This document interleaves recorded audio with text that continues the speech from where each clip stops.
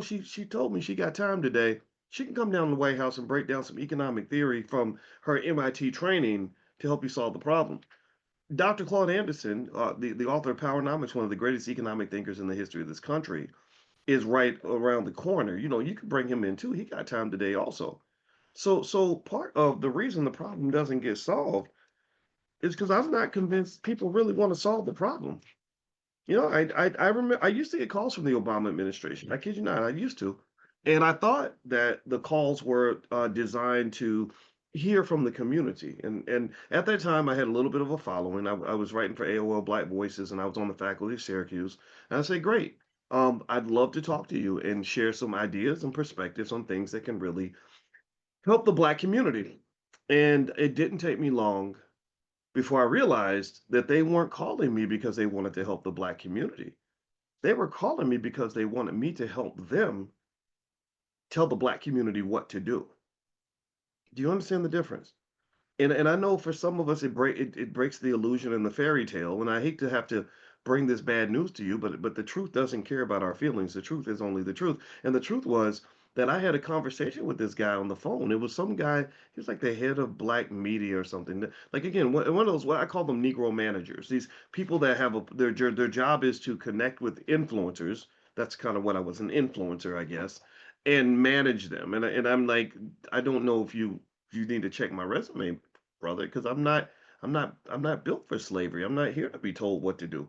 In academia, you're not supposed to be an intellectual follower. If you're a good scholar, you're not supposed to be an intellectual follower. You're not supposed to just regurgitate what's in somebody's textbook or somebody else's talking points. In academia, you're supposed to be an intellectual leader. All the research papers I wrote when I was on the faculty of Syracuse were what you call original research. The requirement of original research is that you have to come up with ideas that no one else already knows. If someone else already said it, then what you're saying isn't relevant because they're like, well, we already know that.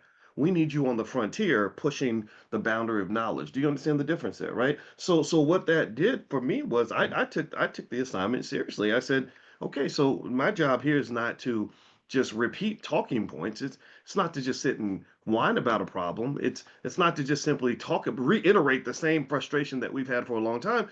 My job as a scholar, and I take it very seriously, was to solve the damn problem and figure out a way of approaching the problem that's different from what we've done before. So does anybody remember Einstein's definition of insanity? What did he define insanity to be? Write it in the chat. Some of y'all know.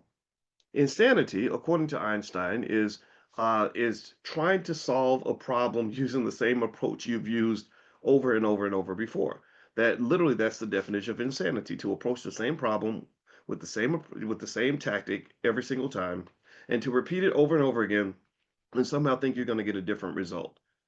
That's just not going to happen here. So um let me play the video again so I can, because I love this lady's video. I said, "Ooh, buddy, she broke it down real nice. I like this," and people resonated with it. So I'm gonna give some context to it so we can really understand what's happening here. All right. So give me a second. I'm gonna pull up this video one more time. Some of you just came in, so let me. So I really want to watch this again because this is deep. I took notes.